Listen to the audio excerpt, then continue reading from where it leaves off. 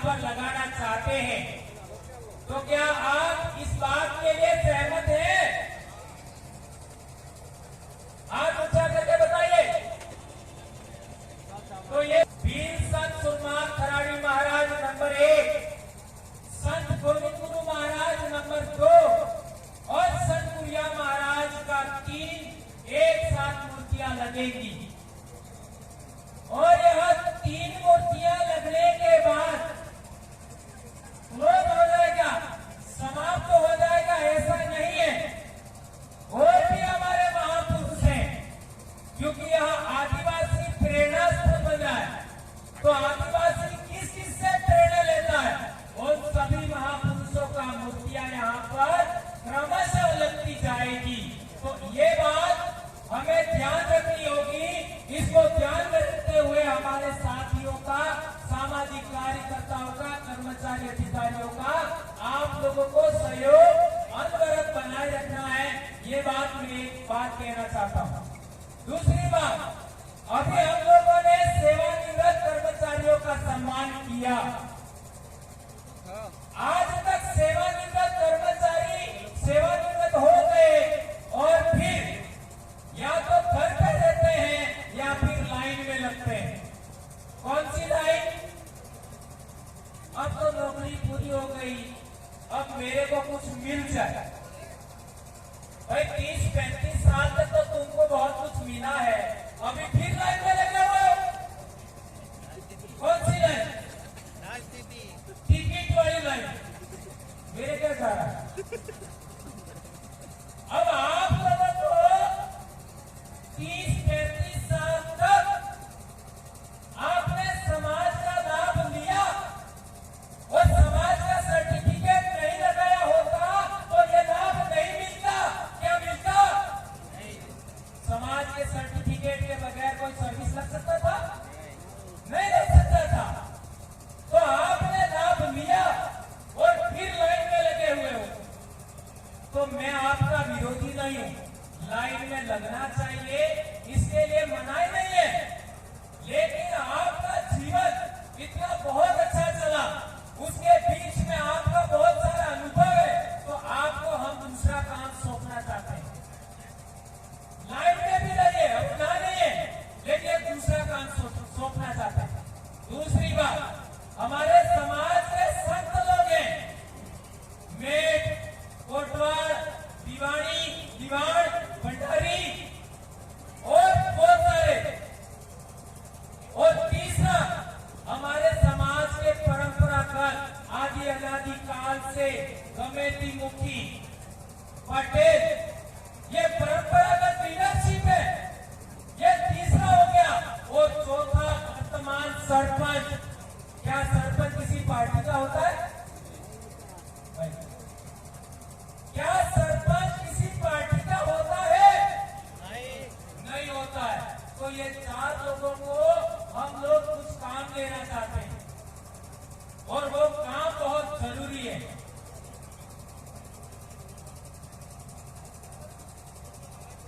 क्या काम?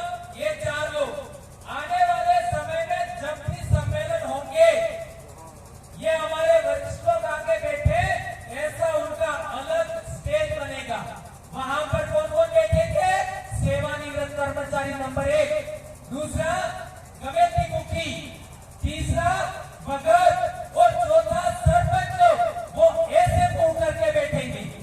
और एमएलए हो, चाहे मंत्री हो, चाहे संतरी हो, चाहे अधिकारी हो, सेवानिवृत्त, वो ऐसे मुंह करके बैठेंगे। और फिर कार्यक्रम तो होगा ही होगा और 4 बड़े काम इनको सौंपेंगे। कौन सा? नंबर 1, सरपंच का काम होगा कि अपनी पूरी पंचायत के अंदर दिन डूबने के बाद एक राउंड लगाए। सभी सड़कों पर सरपंच एक बार दिन डूबने के बाद घूमे। ऐसा होना चाहिए कि होना चाहिए? होना चाहिए। हाथ ऊंचा करो। अच्छा, और ऐसा सरपंच ना करे तो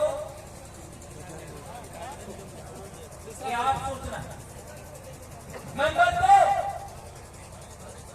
जितने भी आप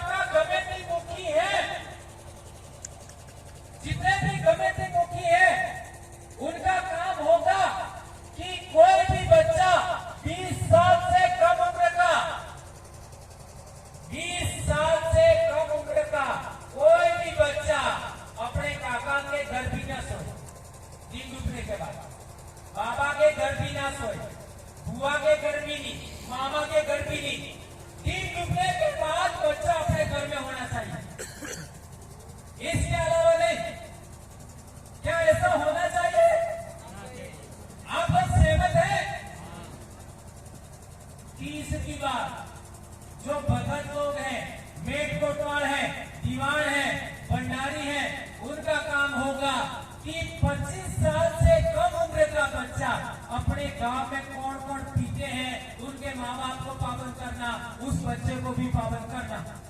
क्या ऐसा होना चाहिए? और सेवानिवृत्त कर्मचारियों का काम क्या होगा? तो सेवानिवृत्त कर्मचारियों का एक बहुत बड़ा काम है। आजकल हमारे बच्चे स्कूल कम जाते हैं, मंदिर ज्यादा जाते हैं। सही है गलत है? सोमवार के दिन क्या होता है? स्कूल तो मंदिर में लगती है। सही कह रहे हो गलत कह रहे हो? सारे आ जाते हैं, वहां कौन देखे इनको? कोई अनुशासन नहीं, कोई क्या कर रहा है?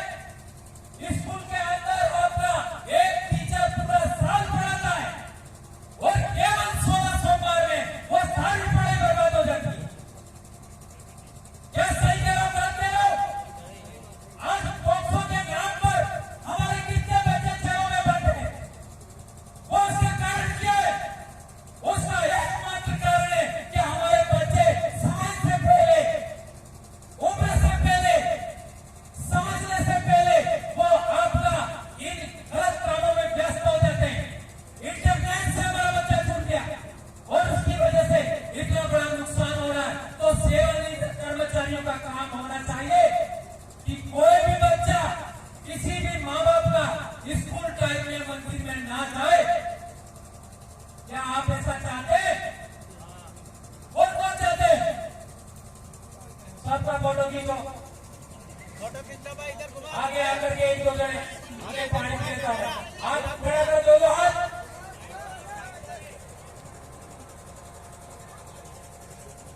पूरे कैमरे घुमाओ। यदि ये चार काम हो गए तो जितने पुलिस भाई भी यहाँ सुन रहे हैं, प्रशासन सुन रहा है, कलेक्टर सुने, एसपी सुने, मुख्यमंत्री सुने, प्रधानमंत्री सुने, मंत्री संतरी सुने, आज हमारे लाखों बच्चे जेलों में सड़ रहे। माननीय आपका राष्ट्रपति ने भी कहा था कि कई लोग बगैर किसी कारण के जेलों में सड़ रहे, उसमें से मैं मानता हूं 40% की कमी आ जाएगी। 40% की कमी। ये चार काम कर देते हम लोग को। ये बहुत बड़ी बात है मेरे भाइयों। और पोक्सो के अंदर आज कितने बच्चे बगैर किसी कारण के आपका जेलों में सड़ गए। 20 साल का जेल हो जाती है, फिर बाहर आके क्या करे? और आज छोटे छोटे बच्चे, 10वीं क्लास का बच्चा, 12वीं क्लास का बच्चा, लड़कों लड़की फांसी खा रहे। अरे मैं पैदा हुआ, मेरी उम्र के जो लोग बड़े पैदा हुए, ये जो बड़े बुजुर्ग हैं उनको पूछो, वो पैदा हुए तब कौन फांसी खाता था? एक भी फांसी खा नहीं रहा था। ये तुम 7 फांसी खा लोगे तो फिर तुम्हारा जन्म होगा, ऐसा सोचते हो? नहीं होगा। कई लोग तो इस धर्म में कि हमारो पासो जन्म था है, ये हाथे हाथे था है? आणि जिंदगी में हाथी नहीं जीवा मरजू तो मोर जीवा मरे। अरे नालायक को नहीं जन्म होगा, हाथी तो खावा दूर की बात है, उधर जन्म नहीं होता है। ये भ्रम में मत रहो। ये सारी बीमारी इन मंदिर वालों ने हमारे दिमाग में ठूसी है, पहले नहीं था ये।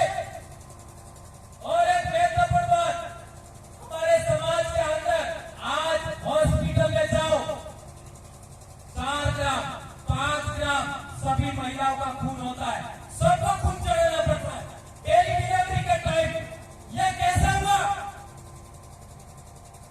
पहले हमारी औरतें, हमारी महिलाएं बच्चों को जन्म देती थी, उनको खून की जरूरत नहीं था। आज क्यों है? उसका एकमात्र कारण है दुनिया भर के व्रत। ये व्रत, वो व्रत, आदमी की उम्र बढ़ानी है व्रत, औरत की उम्र बढ़ाने का व्रत क्यों नहीं? घर में खुशहाली लानी है, व्रत, भाई माता पारे व्रत, सूठी कपाई की व्रत। अरे क्या कर रहे हो? कितना समझाएंगे? अरे तुम्हारे लिए बहुत बोल करके मेरे ऊपर भार हो गई, और वो भी इन राजनीतिक महिलाओं को आगे करके करवाया। कितनी बार पिलाऊंगा? किस लिए? तुम्हारे लिए। और वो भी मेरी मर्जी से नहीं बोला था। वहां के लोगों ने कहा कि पहले वाले मार साहब ने कहा है, वही आपके लोग मान लेंगे। और वो भी महिला बैठी थी, माँ बाप बैठे थे, ग्राम सभा की मीटिंग थी, अभिभावकों ने कहने पर बोला। कब तक होगा ये? हमारे समाज की बहन बेटियों बहुओं का वजन कम हो रहा है, शादी के टाइम कितना वजन हो रहा है, कौन बोलेगा? ये तुम्हारे नौकरी, बड़े बड़े नौकरी करने वाले ऑफिसर नहीं बोलते, तुम्हारे नेता नहीं बोलते, तुम्हारे सरपंच नहीं बोलते, तुम्हारे कमेटी मुखी नहीं बोलते, तुम्हारे ये छोटे छोटे छुटपुए नेता नहीं बोलते, कौन बोलेगा? मेरे को किसी का वोट चाहिए, इसलिए मैं बोल रहा हूं। और क्या कर लेंगे? ज्यादा नौकरी छुड़वा लेंगे, क्या कर लेंगे? बस सच बोलना होगा, क्योंकि हम लोग पढ़े लिखे लोग हैं। अच्छा, पढ़े लिखे का अर्थ क्या होता है?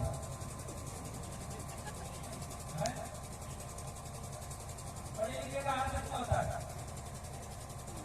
कोई एक जवाब बताओ, खड़ा होकर, कितना जल्दी हो जाएगा?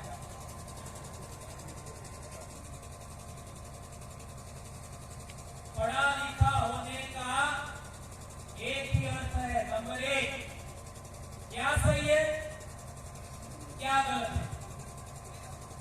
ध्यान रखो, क्या सही है, क्या गलत है, उसका फैसला करना। क्या सही है, क्या गलत है, उसका फैसला करना। जो आदमी अपने दिमाग से क्या सही है, क्या गलत है, उसका फैसला कर लेता है, वो पढ़ा लिखा। और रिटायरमेंट होने के बाद भी ये फैसला नहीं कर सके, उसको क्या कहेंगे? लिखा पढ़ा।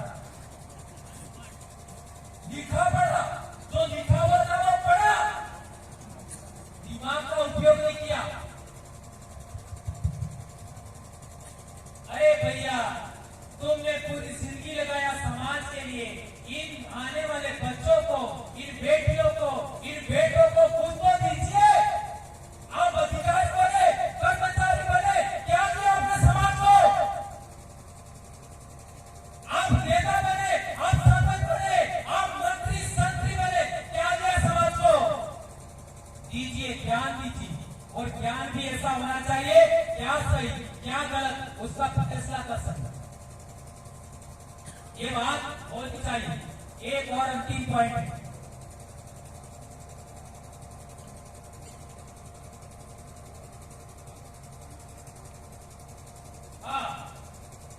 हमारे समाज के अंदर आज तक कई लोग हैं जो दूसरों के बाप को अपना बाप कहते हैं। हमारे समाज में होकी आई है, होकी आई है, होको बाप है। बहुत कठिन ऐसे शब्द बोलना मुझे अच्छा नहीं लगता, पर आज तक डूंगरपुर ही नहीं, बांसवाड़ा ही नहीं, प्रतापगढ़ ही नहीं, पूरे देश के आदिवासी इलाके के अंदर, पूरे देश के आदिवासी इलाके के अंदर इतिहास पढ़ो, पता लगाओ, देश आजाद होने से पहले आदिवासी से नहीं लड़ता था। Am I right? ये लोग आदिवासी से नहीं लड़ता था। और हम पढ़ रहे थे तब भी एक नियम था, किसी भी गैर आदिवासी ने आदिवासी को गाली भी दे दिया तो वैर भाव भूल जाता, आपको लड़ाई भूल जाता, सगानी लड़ाई, कोई भी लड़ाई भूल जाते और सब एक हो जाते। सही कहते हो, गलत कह रहे हो? क्या है? बाई कोणे कुटिका के जो असर था चुप ये क्यों हुआ? खुद के बाप की इज्जत नहीं कर रहे, खुद के बाप को बाप नहीं कह रहे, दूसरे के बाप को बाप कह रहे, बराबर?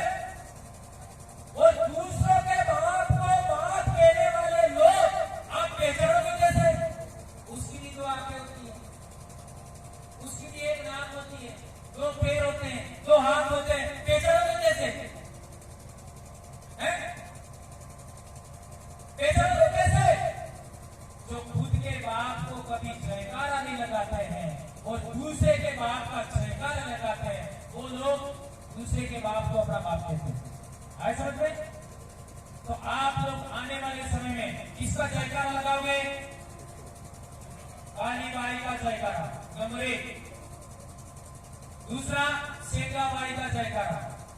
नंबर 3 आपका नानाबाई खान का जयकारा, बिरसा मुंडा का जयकारा, टंटिया भील का जयकारा, राणा पूजा भील का जयकारा, कुरिया महाराज का जयकारा, हमारे उरातम मानाराज रोग तो जयकारो, हमारे वडील मातो अल्यो एने रुचि डामोर तो जयकारो।